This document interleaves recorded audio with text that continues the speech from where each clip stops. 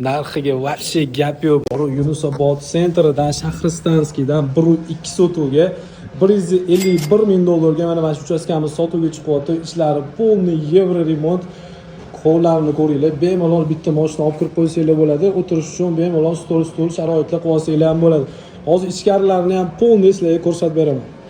Uyimizni remontiga ham отдельно baho berib ketasizlar. Ichkari tarafga ham kirib oldim. Shunaqa kattagina koridorimiz bo'lyapti. 10 tarafda shunaqa chiroyligina oshxonamizni ko'rsanglar bo'ladi. Katta panoramli oynalar qo'yib ketilgan.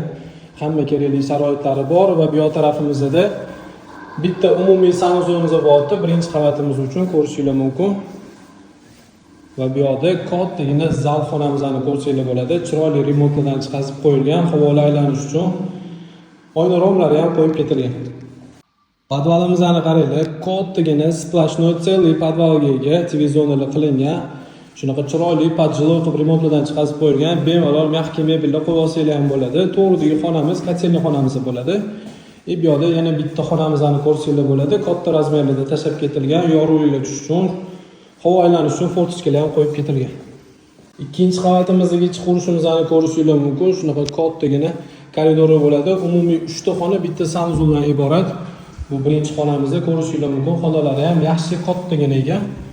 Va bu yoq tarafimizda ikkinchi xonamizni ko'rishingiz mumkin. Bu xonamiz ham kattagina, oyna romlari qo'yib ketilgan, radiator, cho'pli pol, hamma sharoitlari bor. Bu yoqda 3-xonamiz bo'ladi, ko'rsanglar bo'ladi. Yaxshi remontdan chiqazib qo'yilgan ekan.